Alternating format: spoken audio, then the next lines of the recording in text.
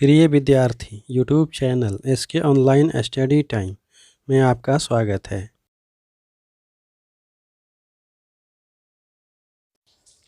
आज हम लोग कक्षा 9 के गणित विषय में अध्याय 2 के अंतर्गत प्रश्नावली 2.4 के प्रश्न संख्या 5 का हल प्राप्त करेंगे।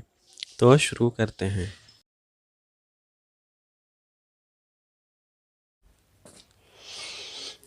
एक्सरसाइज 2.4 का प्रश्न संख्या 5। गुणनखंड ज्ञात कीजिए। यहाँ 4 बहुपद दिए गए हैं और ये 4 पद वाले बहुपद हैं। इनका हमें गुणनखंड ज्ञात करना है। तो आइए इसका हम लोग गुणनखंड ज्ञात करते हैं। आंसर, पहला बहुपद है x cube minus 2x square minus x plus 2। तो इस बहुपद का गुणनखंड ज्ञात करने के लिए सबसे पहले जो लास्ट वाला अंक है जिसमें x का गुणांक 0 है या बिना चर के हमें दिखाई दे रहा है, इसका हम लोग अपवर्तक ज्ञात करते हैं। तो 2 का अपवर्तक 1 और 2 है। तो लिख देते हैं कि यहाँ 2 का अपवर्तक 1 और 2 है।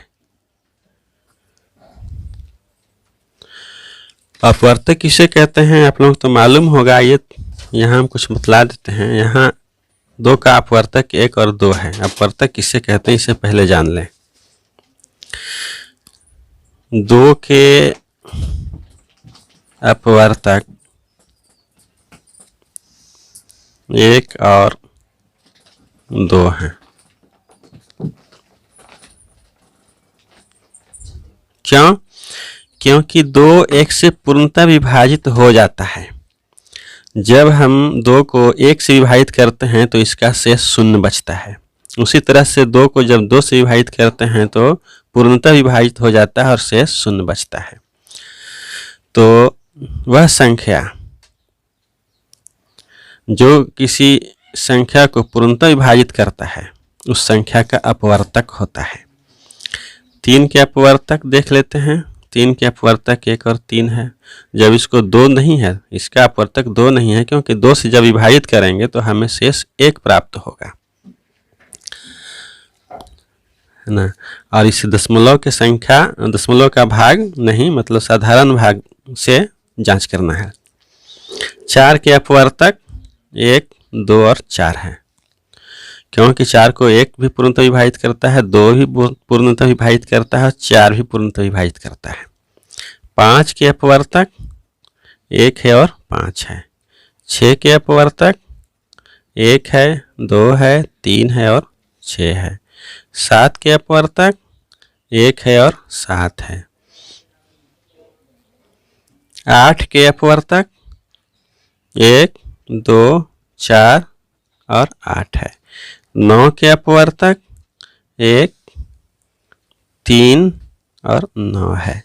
10 के अपवर्तक 1, 2, 5 और 10 है। 11 के अपवर्तक 1 और 11 है। तो इस तरह से हमने इन संख्याओं के अपवर्तक को जाना। 11 के अपवर्तक केवल 1 और 11 है। अगर यदि हम 11 को 2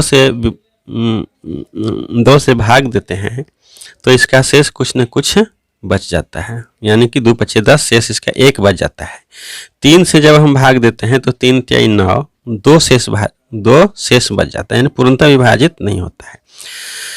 यानी कि जो संख्या किसी संख्या को पूर्णतः विभाजित करता है वही उसका अपवर्तक होता है। अब तो अपवर्तक भली भांति समझ गए होंगे। तो 2 का अपवर्तक हमें यहाँ 1 और 2 है। अब आगे हम लोग बढ़ते हैं। तो लिखते हैं इसीलिए P, अब दोनों अपवर्तक का प्लस और माइनस रखकर चेक करेंगे उस बहुपद में। तो हाँ, P प्लस माइनस 1 और P प्लस माइनस 2 से जांच करने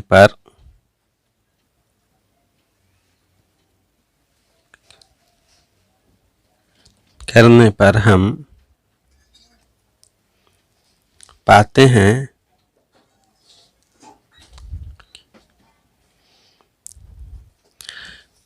जब हम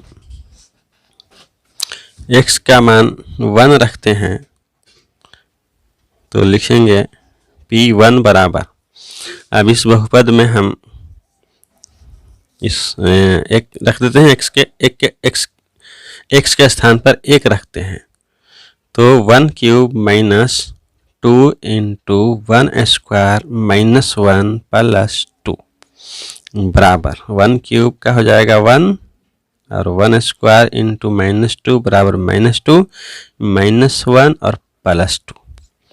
तो प्लस 2 और माइनस 2 मिलकर 0 हो गया। अब माइनस 1 और प्लस 1 मिलकर क्या हो गया? 0 हो गया। तो यहाँ बहुपद में मान 1 रखने पर 0 प्राप्त हुआ, अतः स्पष्ट हो गया कि x माइनस 1 दिया गया बहुपद x cube minus 2 x square minus x plus 2 का एक गुणनखंड है। तो इसको लिख देते हैं, अतः x minus 1 x cube minus 2 x square minus x plus 2 का एक गुणनखंड है। इसीलिए अब हम x cube minus 2 x square minus x plus 2 को इस प्रकार से खंडित करते हैं कि उन दोनों में से दो बहुपद का कॉमन लेने पर अंततः हमें x माइनस 1 प्राप्त हो। तो यहाँ लिख देते हैं कि x क्यूब माइनस, यदि एक्स स्क्वायर कॉमन लेते हैं तो यहाँ से x माइनस 1 प्राप्त होने के लिए हमें कितना चाहिए? एक्स स्क्वायर चाहिए। तो जब हम x cube minus x square लिखते हैं, यहाँ भी एक्स स्क्वायर दिया हुआ है तो एक एक्स स्क्वायर तो लिख दिया, तो बकिया बच गया कितना? एक एक्स स्क्वायर। तब आगे इसके लिख देते हैं एक एक्स स्क्वायर। तब इसमें और इसमें देखते हैं कि जब हम x कॉमन लेंगे तो x माइनस 1 आना चाहिए। तो जब माइनस एक्स कॉमन लेंगे तो यहाँ हमें लिखना पड़ेगा प्लस x। तो जब हमने प्लस x लिख दिया तो अब इसको जो है, यहाँ माइनस एक्स है, हमने प्लस एक्स लिख दिया, तो बराबर लाने के लिए हमें माइनस 2x लिखना होगा। तब ना माइनस 2x में से एक x घटेगा तो x के बराबर माइनस एक्स के बराबर आ जाएगा। अब प्लस 2 पहले से दिया हुआ है। इस प्रकार से जब हम क्रिया करेंगे तो ये ऑटोमेटिक जो है सो लास्ट वाला जो हमें प्राप्त होगा वह कॉमन लेने पर x माइनस 1 ही आएगा। तो अब इसमें से एक्स स्क्वायर को कॉमन ले लेते हैं, तो यहाँ से x माइनस 1 प्राप्त हुआ। फिर इन दोनों पद में से x कॉमन लेते हैं माइनस x, तो यहाँ हो जाएगा x माइनस 1। इन दोनों में से माइनस 2 कॉमन लेते हैं तो हमें प्राप्त होगा x माइनस 1।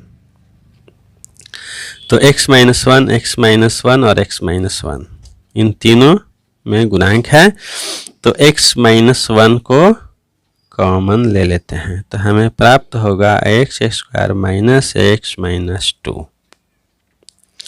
अब देखिए x square minus x minus 2, ये भी जो बहुपद है इसे भी हम गुणनखंड प्राप्त कर सकते हैं। जैसा कि पिछले प्रश्नों में हम लोगों ने इस प्रकार के बहुपद का गुणनखंड प्राप्त करना सीखे थे। तो बराबर x माइनस 1, तो यहाँ a और c का गुणांक माइनस 2 है, जब ए और सी का गुणांक -2 है, एक +1 है एक -2 है, तो -2 में से +1 अगर जोड़ते हैं तो हमें -x प्राप्त होता है। तो यहाँ लिख देते हैं x² +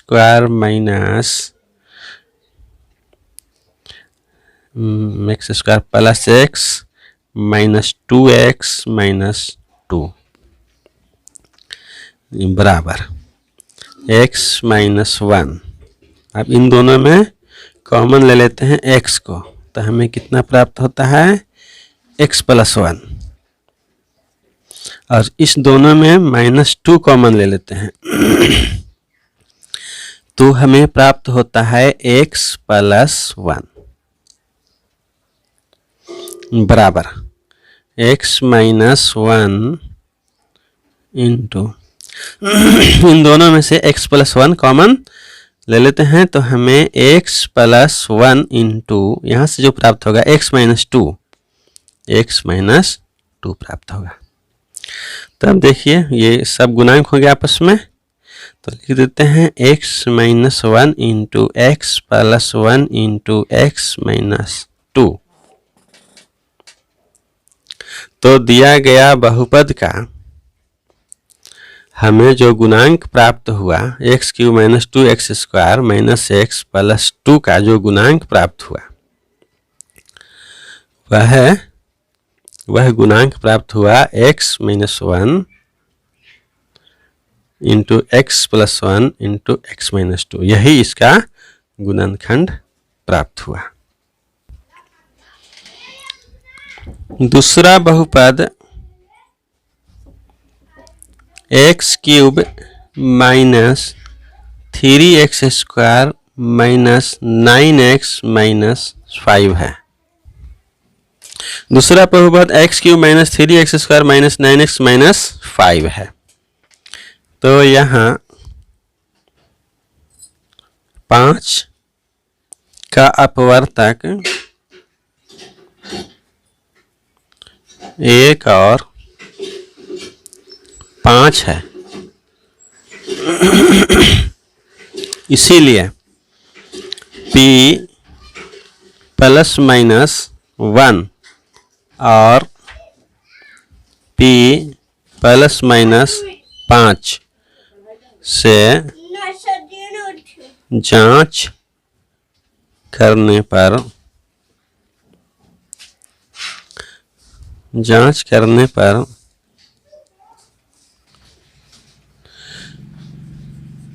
हमें p -1 से जांच करते हैं, तो -1 से जब जांच करते हैं तो हो जाएगा -1 का क्यूब -3 इंटू -1 का स्क्वायर -9 इंटू -1 -5 बराबर, यहाँ से हमें -1 प्राप्त हुआ, यहाँ से -3 और यहाँ से +9 और यहाँ -5 है।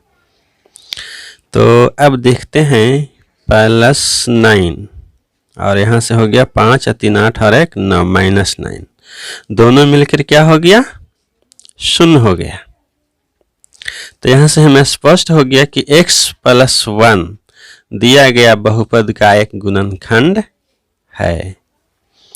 तो लिखते हैं कि अतः x +1 बहुपद x³ - 3x² - 9x - 5 का एक गुणनखंड है।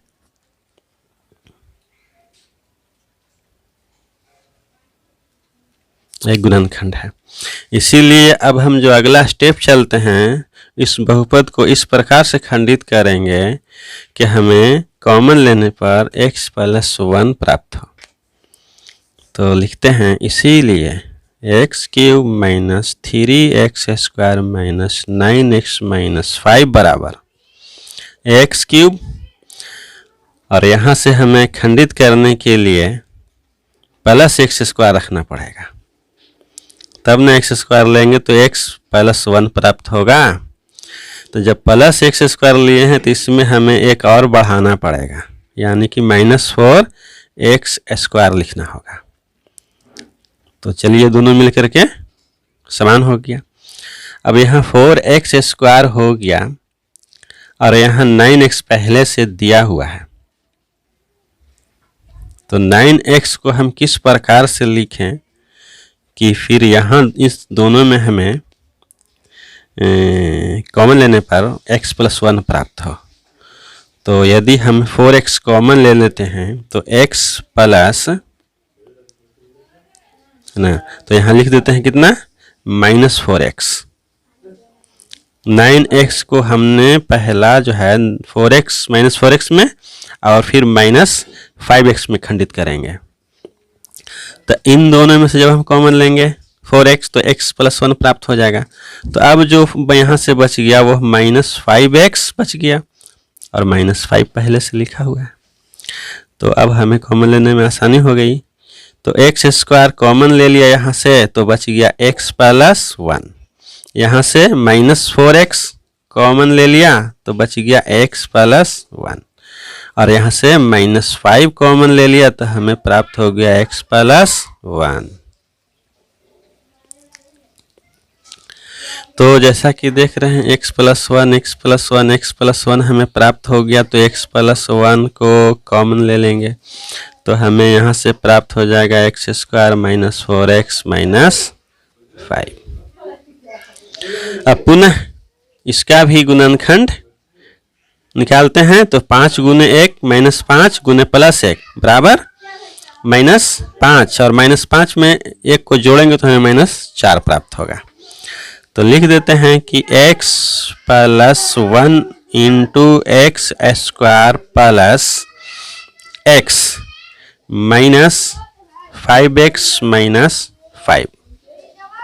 इस तरह से हमने जो पिछले प्रश्न जो हल कर चुके हैं उस प्रकार से।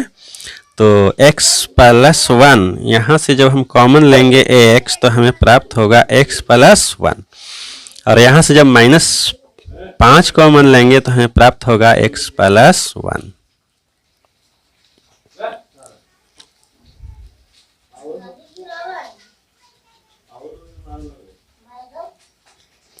तो अब जो प्राप्त होगा वो है x + 1 × x + 1, दोनों में से कॉमन ले लेंगे तो हमें प्राप्त हो जाएगा यहाँ से x और यहाँ से -5। तो बराबर x + 1 × x + 1 × x - 5।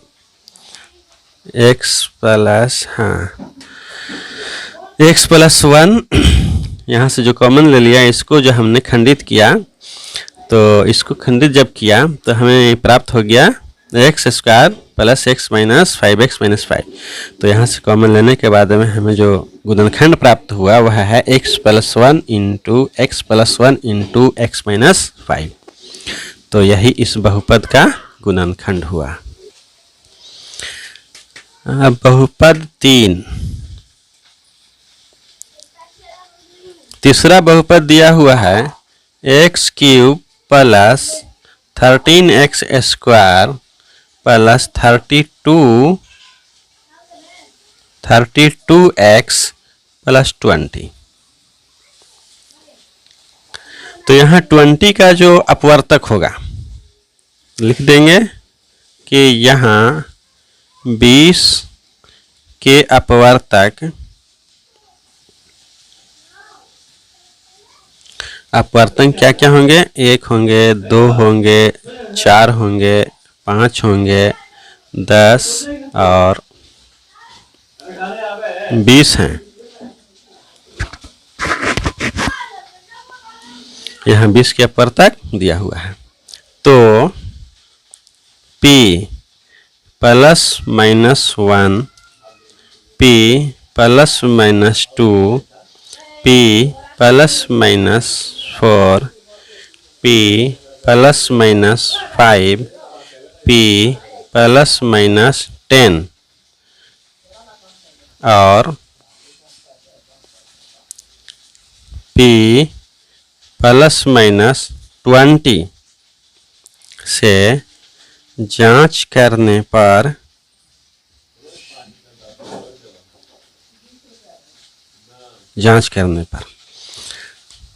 अब इन सब में से किसी एक संख्या को रखकर जांच करते हैं कि किस अपवर्तक को रखने पर दिया गया बहुपद का मान शून्य आता है।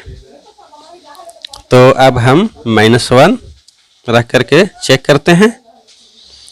तो p -1 बराबर हो जाएगा कितना, -1 का क्यूब प्लस 13 मल्टीप्लाई -1 का स्क्वायर प्लस 32 इंटू -1 प्लस 20।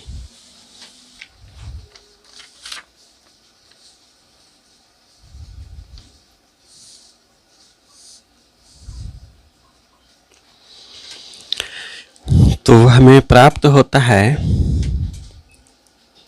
बराबर, यहाँ से हमें मिल गया -1 और यहाँ से हो गया प्लस 13 माइनस 32 और plus 20 is equal to, plus वाले को एक तरफ लिख देते हैं तो 20 प्लस हो गया 13 माइनस 32 माइनस 1। तो बराबर जो प्राप्त हुआ 20 10 30 और 3 33 माइनस 32 और 1 33 बराबर 0। अतः स्पष्ट हो गया कि p -1 रखने पर हमें 0 प्राप्त हुआ बहुपद का मान, इसलिए x + 1 दिया गया बहुपद का एक गुणनखंड है। तो इसको लिख देते हैं, आता है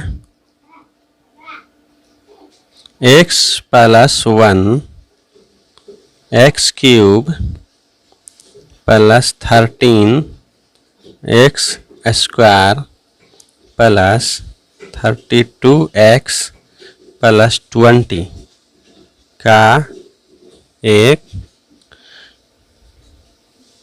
गुणनखंड है।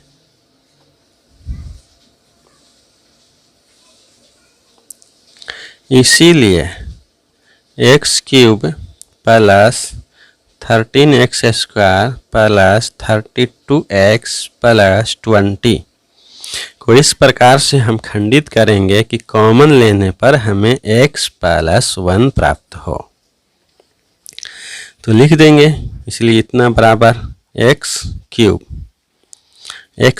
प्लस x² लिखते हैं तो x + 1 हमें यहाँ से प्राप्त हो जाएगा। जब प्लस x² लिख दिया तो बच गया मेरे पास कितना, 12x²। तो 12x² को अब हम लिखेंगे प्लस 32x को लिख देते हैं प्लस 12x।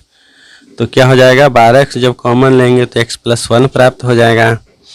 तो बच गया कितना, 20x बच गया, 20 12 32। तो लिख देंगे 20x प्लस 20 पहले से दिया हुआ है। तो x² कॉमन यहाँ से ले लेंगे तो हमें x + 1 प्राप्त होगा। यहाँ से प्लस 12x कॉमन ले लेंगे तो x + 1 प्राप्त होगा, और यहाँ से प्लस 20 कॉमन ले लेंगे तो x + 1 प्राप्त होगा। अब x + 1 और x + 1 है तो x + 1 कॉमन ले लेंगे तो हमें प्राप्त हो जाएगा x² प्लस 12x प्लस 20। तो अब हम x² प्लस 12x प्लस 20 को भी खंडित करके इसका भी गुणनखंड निकालते हैं। तो लिखेंगे x + 1 इंटू x² और 20 इंटू 1 बराबर 20। अब 20 को किस तरह से गुना करें कि हमें 12 प्राप्त हो। तो 20 को गुना करते हैं, 4 × 5 = 20, 4 × 5 = 9, 10 दूना 20, 10 दूँ 12। तो लिखते हैं x² plus 2x plus 10x plus 20 बराबर x + 1 इंटू, हाँ यहाँ से कॉमन ले लेंगे कितना, x। तो हमें प्राप्त होगा x + 2 और यहाँ से कॉमन ले लेंगे 10 तो प्राप्त होगा x + 2 अब बराबर x प्लस 1, अब इसमें x प्लस 2 कॉमन ले लेते हैं तो हमें इंटू हो जाएगा x प्लस 10। तो इस तरह से हमें जो गुणनखंड प्राप्त हुआ वह है x plus 1 into x plus 2 into x plus 10। दिया गया बहुपद का हमें यही गुणनखंड प्राप्त हुआ। अब हम लोग देखते हैं गुणनखंड नंबर 4।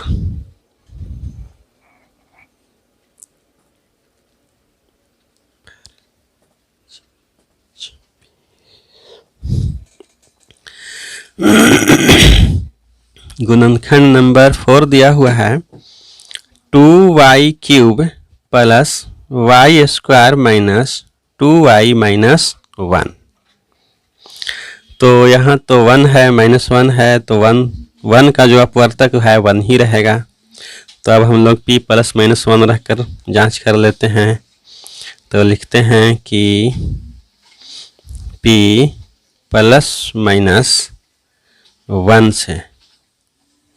से जांच करने पर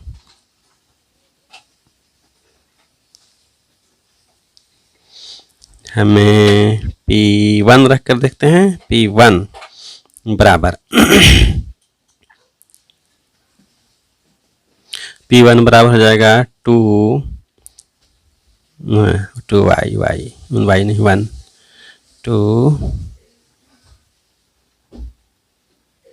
2 into 1 cube plus 1 square minus 2 into 1 minus 1 बराबर। तो यहाँ से प्राप्त हो जाएगा 2 और यहाँ से प्राप्त हो जाएगा प्लस 1 और यहाँ से माइनस 2 और माइनस 1। तो 2 प्लस 1 3 और 2 माइनस दोनों मिलाकर क्या हो जाएगा 0 हो जाएगा।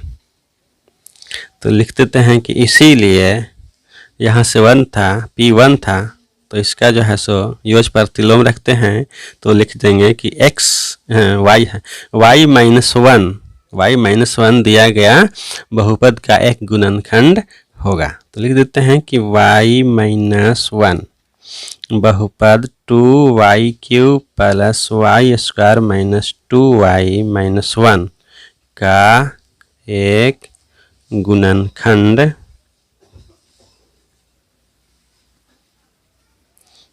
है।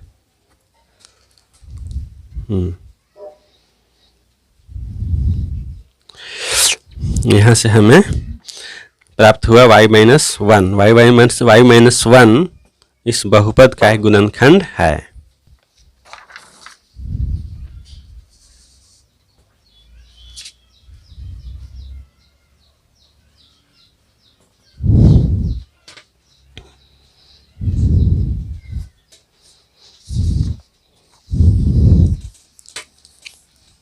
इसीलिए 2y cube plus Y square minus 2y minus 1 बराबर। अब इसको इस प्रकार से खंडित करेंगे कि कॉमन लेने पर हमें y माइनस 1 प्राप्त हो। तो y माइनस 1 प्राप्त करने के लिए हम लिखते हैं 2y क्यूब 2y स्क्वायर यदि कॉमन ले लेते हैं तो यहाँ से हमें माइनस रखना पड़ेगा माइनस 2y स्क्वायर रखना पड़ेगा।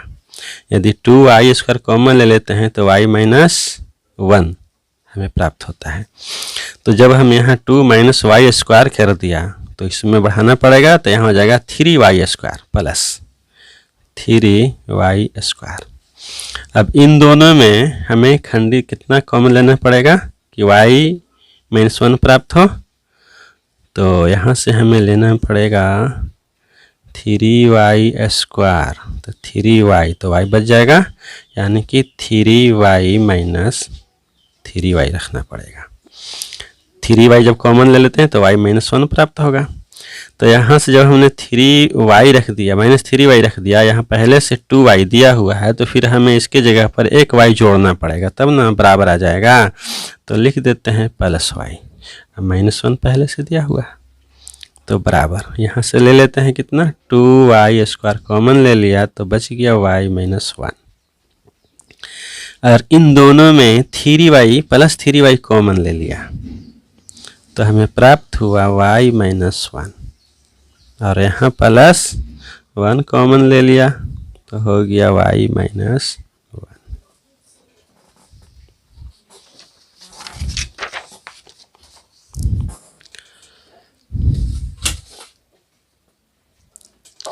बराबर।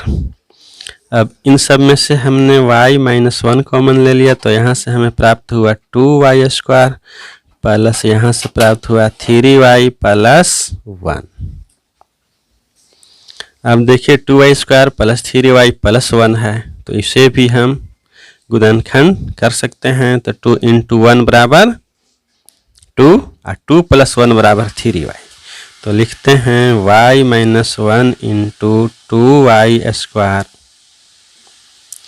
2y² plus 2y plus y plus 1 बराबर y माइनस 1। अब इस दोनों में कॉमन लेते हैं कितना 2y तो हमें यहाँ से प्राप्त हो गया y प्लस 1 और यहाँ से 1 कॉमन लिए तो y प्लस 1 बराबर y minus 1 into y plus 1 है y प्लस 1 है तो इसमें y प्लस 1 कॉमन ले लिए तो बच गया कितना 2y और यहाँ से प्लस 1। तो हमें जो इसका गुणनखंड प्राप्त हुआ वह है y minus 1 into y plus 1 into 2y plus 1। दिया गया बहुपद का चौथे बहुपद का हमें जो गुणनखंड प्राप्त हुआ वह है y minus 1 into y plus 1 into 2y plus 1। अपने फ़ोन पर नियमित वीडियो आसानी से पाने के लिए इस चैनल को सब्सक्राइब करें, लाइक और शेयर भी करें। आज का संपूर्ण पृष्ठ का इमेज प्रस्तुत किया जा रहा है। विद्यार्थी इसका स्क्रीनशॉट लेकर सुरक्षित रख लें जिससे नोट लिखने और समझने में आसानी हो सके।